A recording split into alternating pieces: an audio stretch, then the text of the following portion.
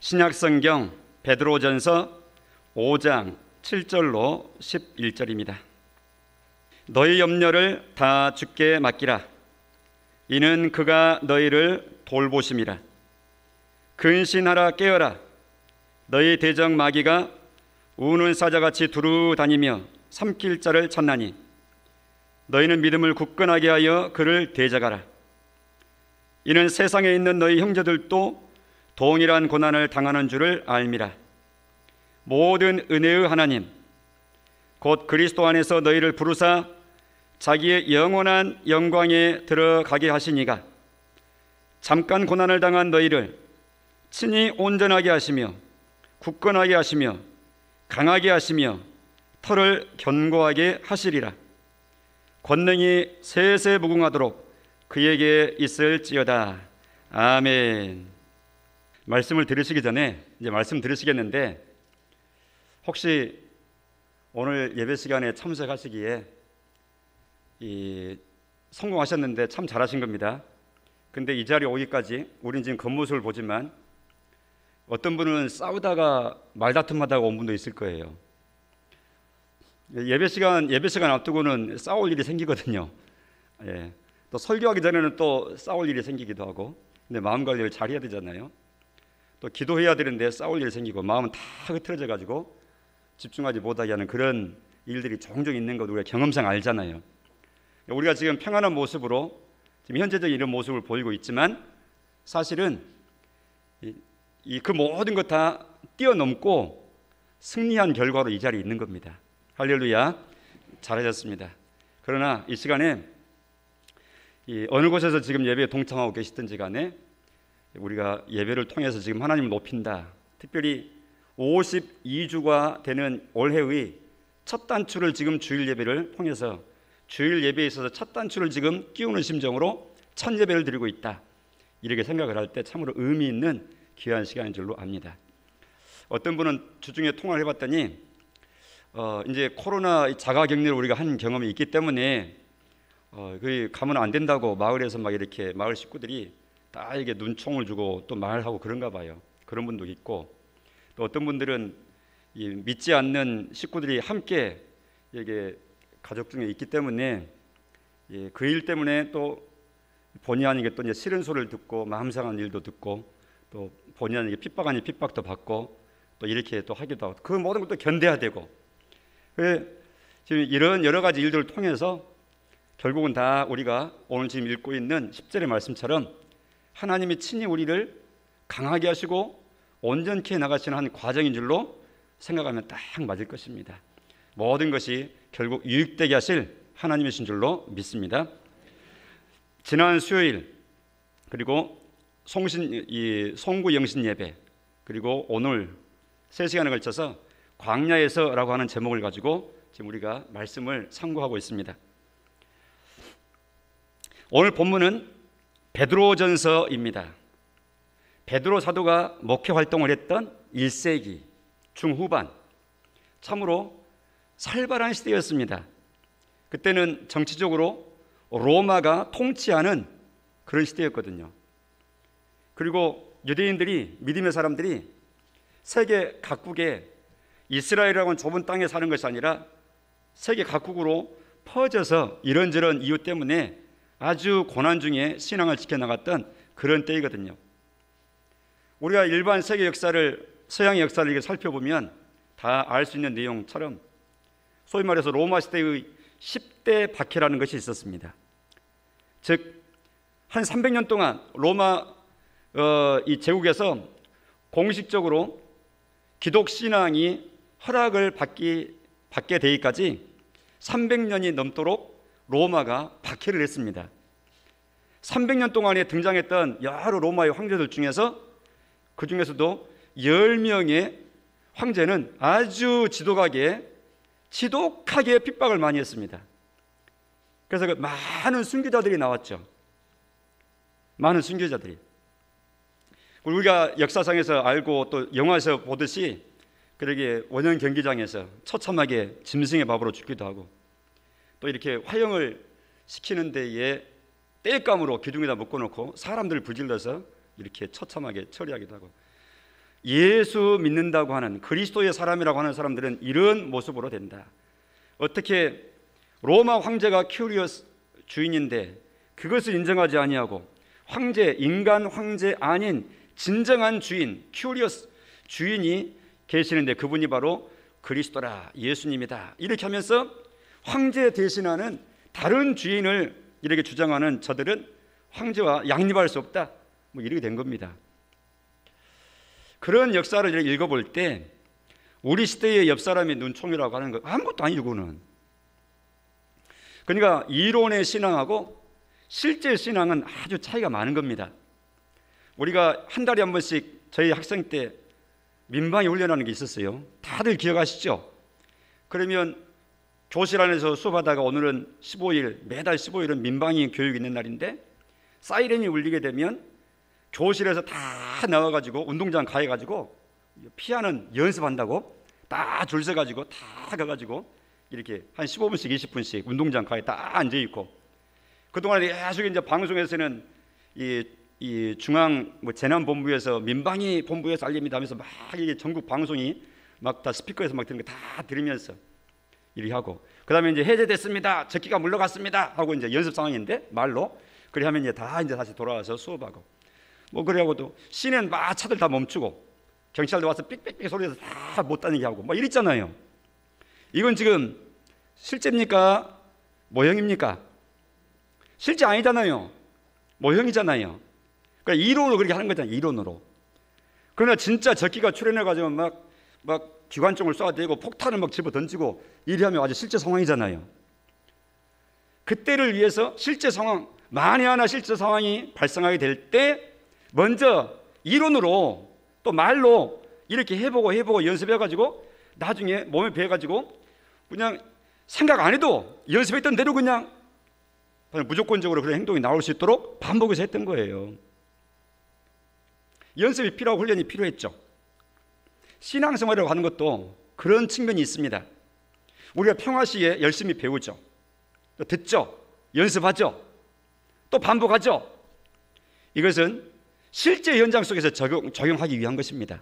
그러니까 우리는 이론에 정확하고 밝고 실제에 강하게 이렇게 적용을 해야 신앙이 딱 하나가 되는 거예요.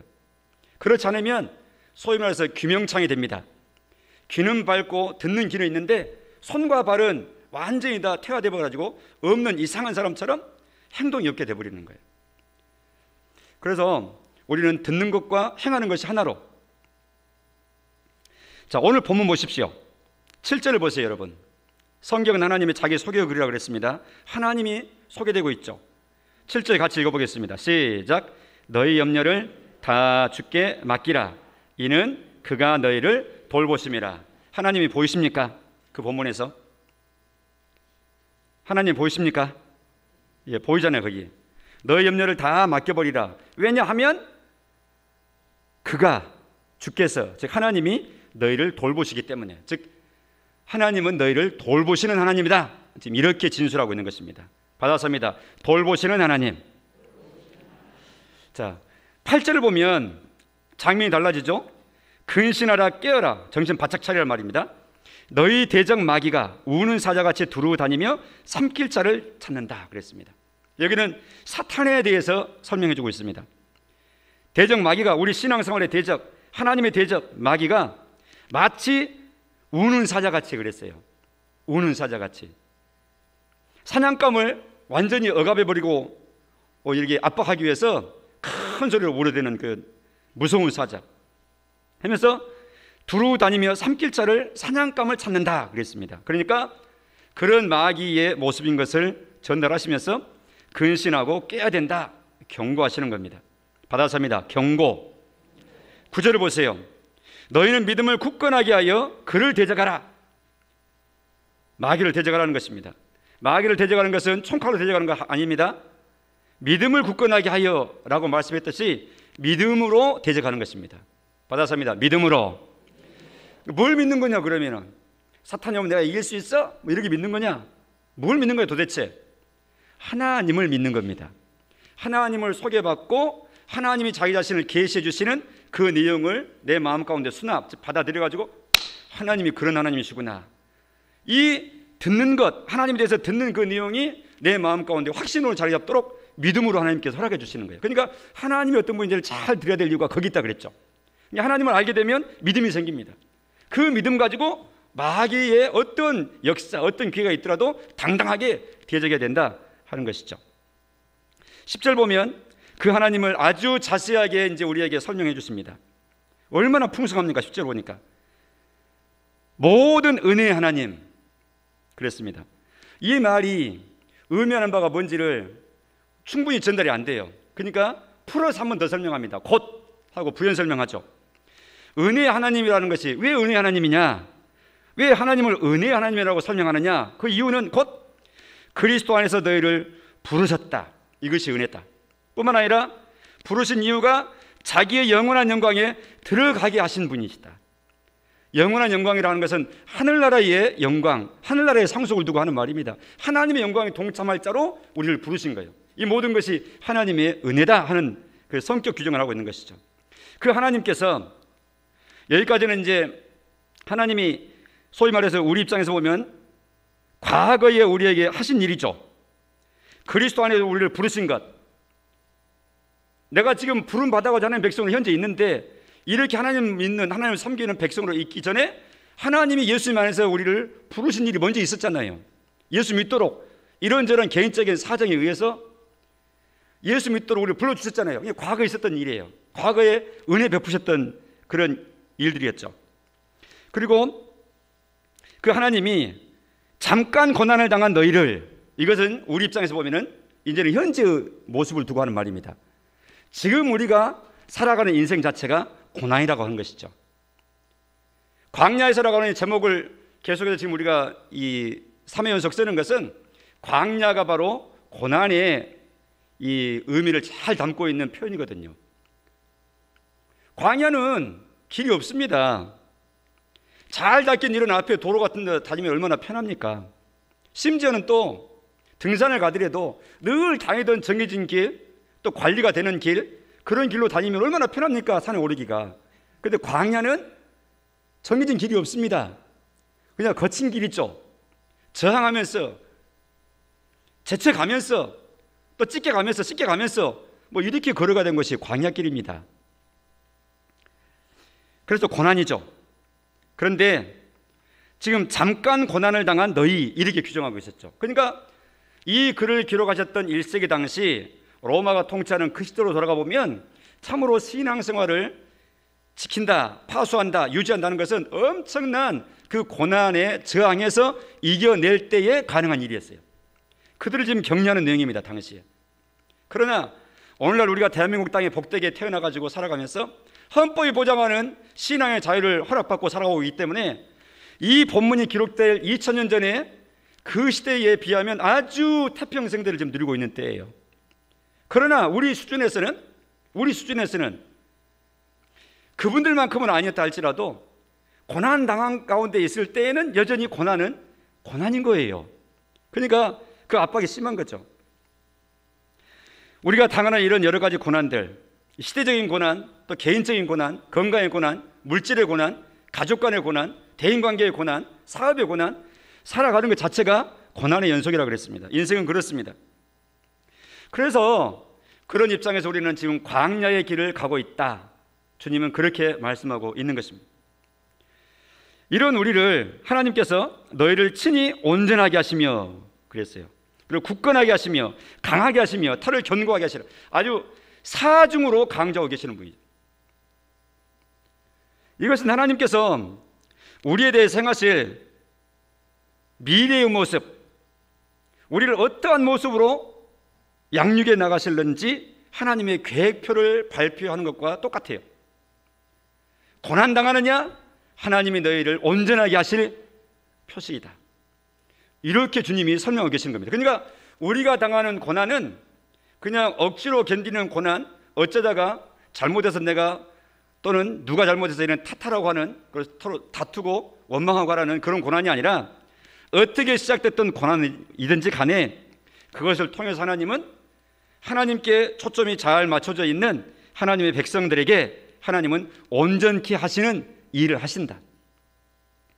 고난이 하나님께서 우리를 온전케 하시는, 양육시키시는 유용한 수단으로 하나님께서는 사용하신다 하는 것입니다. 그러니까 고난을 통과하고 나면 더 단단해지는 겁니다. 더 성숙해지는 것입니다. 이것이 하나님 나라의 믿음의 원리입니다. 할렐루야. 그래서 야고보서의 말씀 인용을 하지 않지만, 너희가 믿음의 시련을 만날 때 기쁘게 여기라. 삶은 힘들지만 그러나 10년 가운데 이로 인해서 누리게 되고 이루게 될 하나님께서 이루실 그것을 생각하면서 참 기쁜 생각을 마음 가운데 동시에 가져야 된다고 말씀하고 계시는 것이죠. 인생은 고난의 연속입니다. 그런 측면에서 인생은 광야의 길입니다. 이것 없으면 끝나겠지? 아닙니다. 이것 없으면 다른 것이 또 이것이 돼가지고 우리의 고민을 계속해서 이끌어가는 것입니다. 하나님께서 광야를 통하여, 고난을 통하여 하나님의 뜻을 이루십니다. 받아서십시다. 광야에서 하나님은 뜻을 이루신다. 마태복음 3장 1절 2절을 보면 광야에 있었던 한 사람을 우리가 만날 수 있어요. 같이 읽어보겠습니다. 시작. 그때 세례 요한이 이르러 유대 광야에서 전파하여 이르되 2절 회개하라 천국이 가까이 왔느니라 하였으니, 예수님보다 6개월 먼저 태어난 예수님의 전령입니다. 예수님의 길을 열고 준비하는, 닦는 사람으로 보냄받은 사람입니다. 세례 요한입니다. 그가 하나님의 뜻을 이루는데 광야에서 머물렀습니다. 그는 나시린이었습니다. 먹는 것도 절제하고 생활도 세상을 떠나서 절제했죠. 그리고 광야에서 주로 생활을 했었고 외치는 현장도, 사역 현장도 광야였습니다. 하나님께서 고난의 장소인 거칠은 광야에서 세례 요한을 통해서 하나님의 뜻을 이루셨던 것이죠. 세례 요한에게 있어서의 좋은 집, 아름답게 꾸며진 집, 사람들 사이에서의 다사다난한 그런 교제 다 떠나고 하나님의 뜻에 순종하여 그는 특별히 자기에게 주어진 그 인생길을 걸어가면서 하나님의 쓰임을 받았던 것이죠. 광야에서입니다. 마태복음 4장 1절에 보면 우리 예수님의 광야에서의 모습이 나옵니다. 시작. 그때에 예수께서 성령에게 이끌리어 마귀에게 시험을 받으러 광야로 가사. 자, 광야로 가셨다고 그랬어요. 광야로 왜 가셨다고 본문에서는 말씀합니까? 시험 받으러 가신 거예요. 누구한테 시험 받으래요? 마귀에게 시험 받으래요. 아주 능동적으로 지금 시험에 응하시는 겁니다. 왜냐하니까 예수님은 인류의 대표, 즉 아담의 자리를 대신한 거예요. 그래서 로마서에서는 이 예수님을 소개할 때 둘째 아담이라 이렇게 말해요. 바담이다. 둘째 아담. 그럼 첫째 아담은 누구예요? 진짜 아담은 그를 두고 하는 말이에요. 창세기 아담을 두고 하는 말이에요. 그는 첫째 아담. 그러니까 첫째 아담이 인류의 대표였죠. 총대예요.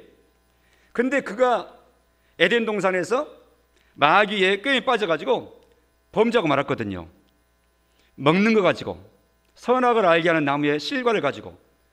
그러나 그 주변에는 그것 말고도 넘쳐나는 먹을 것들이 풍성한 환경 속이었어요. 그런데도 그는 그 한 가지 먹을 것에 하나님의 뜻을 저버리고 범죄에 떨어지고 만 거예요. 이제 둘째 아담 예수님이 등장하신 겁니다. 하나님께서 예수님을 둘째 아담으로 이 세상에 보내신 겁니다. 그리고 능동적으로 자, 시험해봐라. 광야로 왔습니다. 에덴과 같이 풍성한 곳이 아니라 먹을 것이 없는 광야입니다. 그것도 40일이나 굶주린 상태에서 시험에 응하신 겁니다. 아담은 날마다 원하는 대로 골라서 먹는 풍성한 에덴 동산이었고, 둘째 아담 예수님은 먹을 것 없는 광야였고, 그것도 40일 굶으신 상태에서 응하신 겁니다. 그러니까 첫째 아담과 둘째 아담 예수님의 시험의 환경이 얼마나 180도 극과 극입니까? 첫 아담은 그 풍성한데도 넘어졌지만 둘째 아담 예수님은 이 열악한 상태에서도 당당히 이기신 거예요.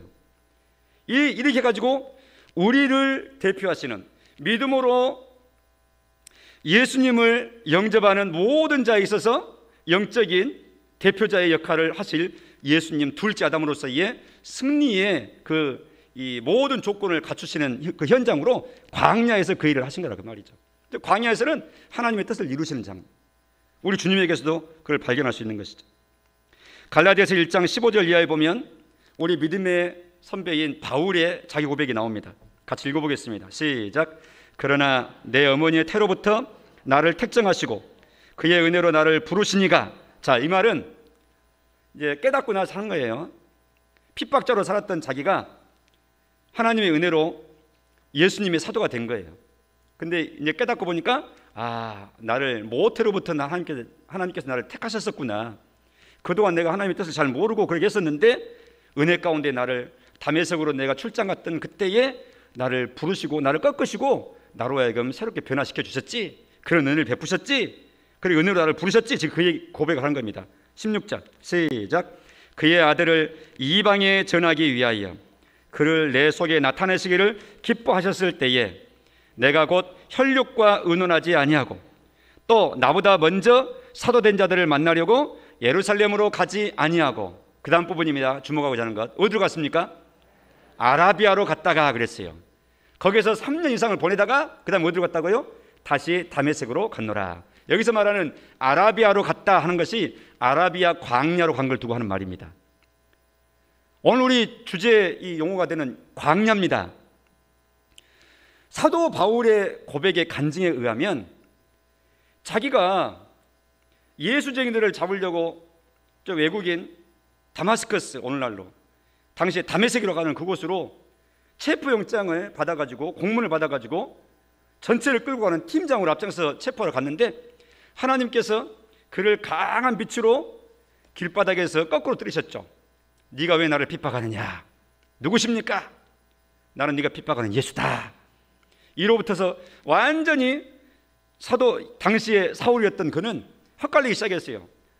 자기는 철저한 유대인이었고 율법주의자였고 바리새인이었고 가말리엘이라고 하는 당시의 최고의 스승 밑에서 문화생으로 사사를 받았던 최고의 자타가 공인하는 그런 신앙의 엘리트였는데 그동안 내가 하나님을 오히려 대적하고 있었단 말인가. 그러니 사람이 그동안 옳다라고 확신하면서 좌우 타협할 것도 없이 이게 맞다 이게 맞다 확실하다 진리라고 확신하고 옳다고 확신하고 있었던 그런 인생의 가치를 가지고 인생을 걸고 그렇게 매진을 했었는데 그것이 아니었다고 이렇게 뒤집어진다 하는 것은 그 사람이 죽는 겁니다. 사실은 이단에 빠져 있는 사람들이요, 나오기 싫어하는 여러 가지 이유가 있지만 그 중에 한 가지가 바로 그 지점입니다.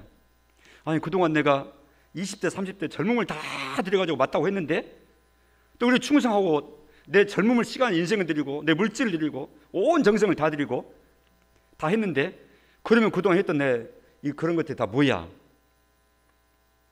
그게 옳지 않고 잘못된 것이라면 그러면 내 인생은 뭐야? 해가지고 큰 논란에 빠지는 거예요. 그래서 나오기 싫어하는 거예요. 왜냐하면 그동안에 살았던 인생을 부정해야 되거든요. 이게 자기가 허물어지는 아픔이거든요.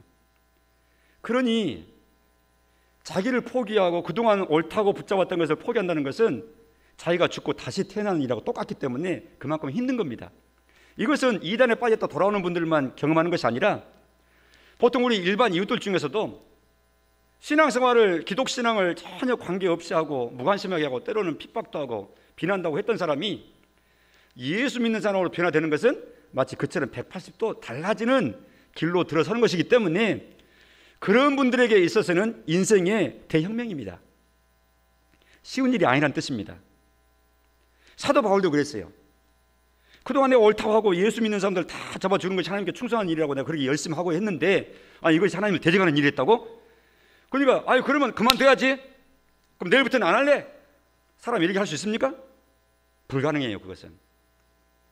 그래서 사도 바울은 다메섹 도상에서 길바닥에서 그런 하나님이 예수님이 자기를 찾아와서 거꾸로 들인 그런 체험을 한 뒤에 심한 혼돈 가운데서 결국은 자기를 다시 재조정하는, 자기의 생각을 재조율하고 믿음을 재조율하고 그동안 배웠던 거 확실한 거 다 리모델링하고 재조율하는 인생의 리모델링 시간을 갖는 거예요. 그걸 어디서 했느냐? 조금 전에 읽었던 내용 중에 아라비아로 갔다가 했던 바로 그 부분, 아라비아라고 하는 그 광야에 가서 그 일을 한 거예요. 3년 넘도록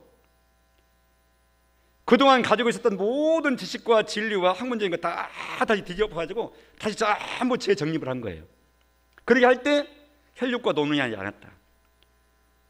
형제자매 부모 형제한테 타협하고 간 거 아니다. 이건 내가 죽고 사는 문제인데, 나보다 먼저 사도된 믿음의 선배라고 하는 유명한 사람들 찾아가서 논의하거나 코치받지도 않았다. 하나님과 나만의 관계다, 이것은. 해가지고 아라비아에 가서 그런 시간을 가졌다는 것이죠. 광야입니다. 인생 광야에서 우리는 그런 경험들을 종종 하게 됩니다. 그리고 해야 됩니다. 그래야 자기 자신을 살펴보면서 소위 말해서 조율을 하죠. 조율. 피드백이라고 그러잖아요. 하고 나서 평가를 해보고 나서 다시 평가해보고 잘된 것은 더, 잘못된 것은 정리하고, 이래 하면서 조율해 나가면서 점점 더 보다 나은 그런 방향으로 나가는 것이죠. 그래야 발전 있는 거 아니겠어요? 작년을 매듭짓기하고 이제 떠나보냈습니다. 다시는 소환할 수도 없어요. 끌어올 수도 없어요. 새해를 출발하는데 1월 한 달 동안은 생각을 해야 됩니다. 왜냐하면 작년의 생활, 또 2년 전의 생활을 그대로 생각 없이 반복하고 그냥 연장할 수는 없잖아요. 그럼 발전 없잖아요. 그러니까 이런 새해 말이 되고 새초가 되면, 구분을 하게 되면 한 번쯤은 깊이 생각하는 시간들이 있어야 됩니다. 아무리 바빠도 잠깐 멈추고 자기 자신을 객관적으로 평가하고 살펴보는 그런 시간이 있어야 된다. 그것이 신앙인들에게 있어서는 수련의 시간이죠. 리트시라고 합니다. 리트릿, 퇴수해, 현장에서 떠나는 겁니다.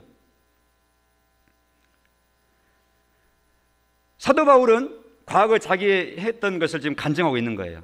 아라비아 광야로 갔어요. 광야처럼 하나님과 대면하고 하나님과 직면하는, 하나님과 자기 자신만의 시간을 갖는 그런 것이죠. 그런가 하면 이스라엘 백성들에게도 광야의 시간을 거치게 하나님께서는 하셨습니다. 하나님의 의도하심입니다. 신명기 8장 2절 우리가 읽었었죠. 또 한번 읽어보겠습니다. 시작. 내 하나님 여호와께서 이 40년 동안에 내가 광야 길을 걷게 하신 것을 기억하라. 이는 너를 낮추시며 너를 시험하사 내 마음이 어떠한지 그 명령을 지키는지 지키지 않는지 알려 하심이라. 하나님께서 40년 동안 이스라엘 백성들을 광야를 통해서 연단하시고 마음을 새롭게 하신 거예요. 광야는 하나님의 뜻을 이루시는 곳이고 하나님의 백성의 입장에서는 하나님께 더 가까워지는 시간입니다.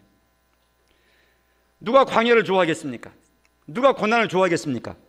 그러나 하나님 안에서는 그것이 큰 유익하신 의도하심이 있는 것을 꼭 기억하시고 낙심하지 마시고 하나님께 그럴수록 더 시선을 집중하시고 고정하시면서 나아가시는 이런 믿음의 자세를 품으시기를 바랍니다. 열왕기상 19장에 보면 엘리야가 나옵니다. 4절에 보면 자기 자신은 광야로 들어가 하룻길쯤 가서 로뎀 나무에 들어갔다 그랬어요.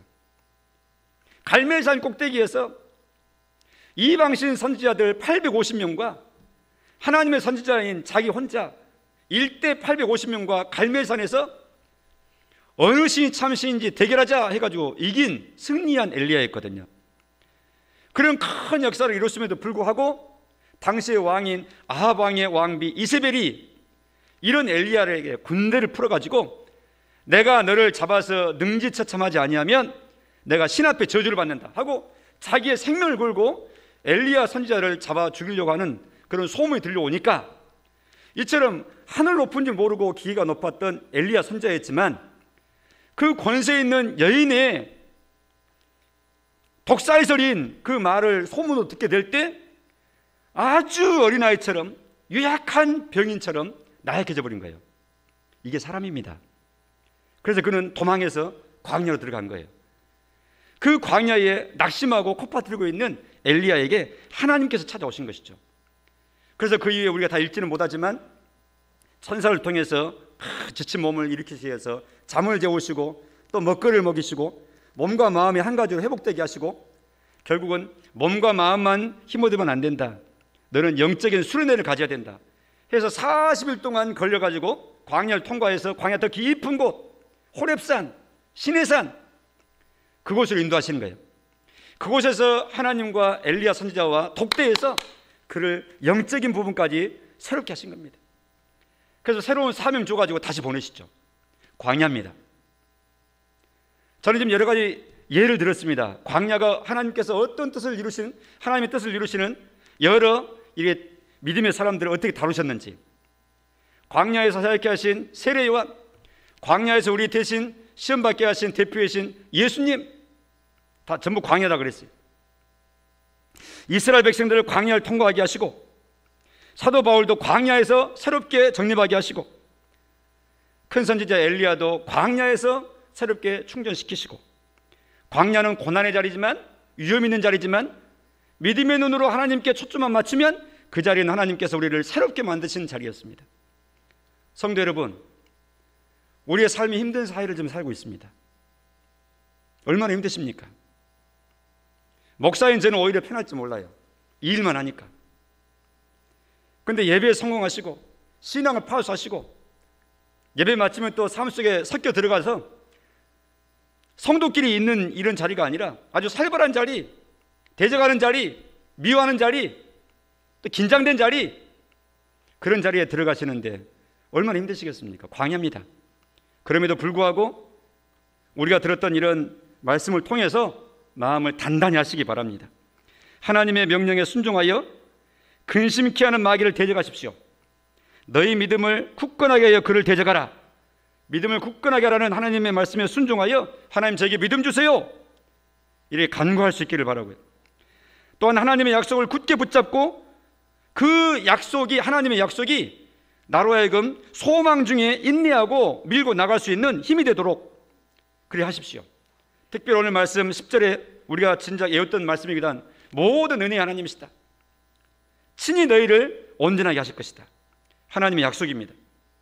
그런가 하면 하나님의 선언을 마음 가운데 굳게 믿고 당당하고 담대하십시오. 이번 달에 그래서 저는 이 말씀으로 한 달 동안 애워보자 하고 여러분에게 지금 간지로 나눠드렸습니다. 같이 한번 읽어보겠습니다. 이사야 41장 10절 시작. 두려워하지 말라. 내가 너와 함께함이라. 놀라지 말라. 나는 내 하나님이 됨이라. 내가 너를 굳세게 하리라. 참으로 너를 도와주리라.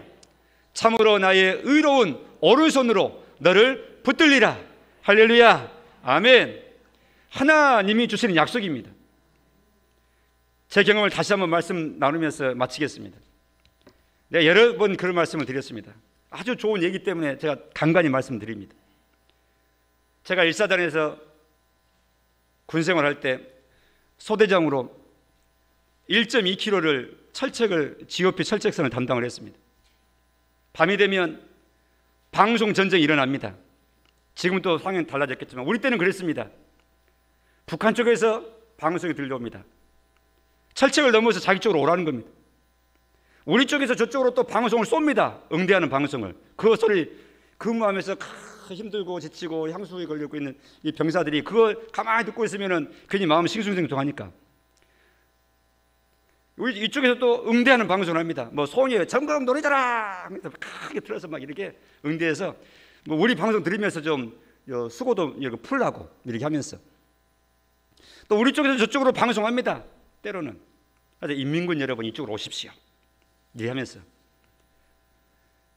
밤에는 시끄러워요. 철책선이. 어느 방송을 들어야 돼요? 어느 쪽에 마음을 담아야 돼요? 우리의 마음 가운데 마치 그와 똑같습니다. 이 세상은 우리의 믿음을 응원하는 세상이 아닙니다. 악한 사탄은 어쩌든지 우리의 믿음의 무릎을 후려쳐가지고 무릎 꿇으려고 합니다. 꿇게 만들려고 합니다. 세상이 우리를 신앙생활 잘하도록 협조해주고 돕는 거 아닙니다. 그러나 하나님께서 우리를 부르셨고 또 책임지시고 함께 하시면서 또 양육해 나가서 올리실 그 목표치를 향해서 능하신 하나님께서 우리를 구원하실 뿐만 아니라 지금도 붙잡고 계시면서 이런 확신 있는 말씀을 주시면서 담대하라고 응원하십니다. 하나님의 말씀에 귀를 기울이시기 바랍니다. 그리고 자주 들으시기 바랍니다. 그리고 내 입으로 선포하시고 읽으시고 날마다 읽으시고 아침마다 읽으시고 점심 저녁마다 읽으시고 동그라미도 치시고 내가 읽는 그 소리를 내 귀로 듣게 하시고 그래서 내 머릿속에 암송이 되어버리도록 이렇게 하십시오. 말씀이 능력입니다. 그 말씀이 하나님의 능력이 돼서 나를 붙잡아 주신 줄로 믿으시고 말씀 충만한 이번 한 달 동안 이 말씀으로 여러분 마음들을 꼭 유지하시기 바랍니다. 기도하겠습니다. 하나님 아버지, 은혜에 다시 감사를 드립니다. 광야에서 고난이 있고 마귀의 시험이 있고 불평도 있고 어려움 속에서 원망도 터지는 곳이지만, 그러나 믿음으로 하나님을 주목하고 바라보면 하나님께서 오히려 그 모든 환경을 통해서 광야에서가 아니면 누릴 수 없는, 얻을 수 없는 더 큰 유익을 도모하시고야만은 능하신 하나님이신 것을 오늘 말씀을 통해서 듣게 하시니 감사합니다. 저와 우리 모든 워리아 식구들이 이 말씀대로 하나님께 집중하고 하나님의 말씀이 우리들 마음 가운데서 넘쳐나도록 메아리 쳐서 그 말씀에 이끌려 견디고 이기고 담대하고 승리하는 우리의 삶이 되게 하옵소서. 예수님 이름으로 기도합니다. 아멘.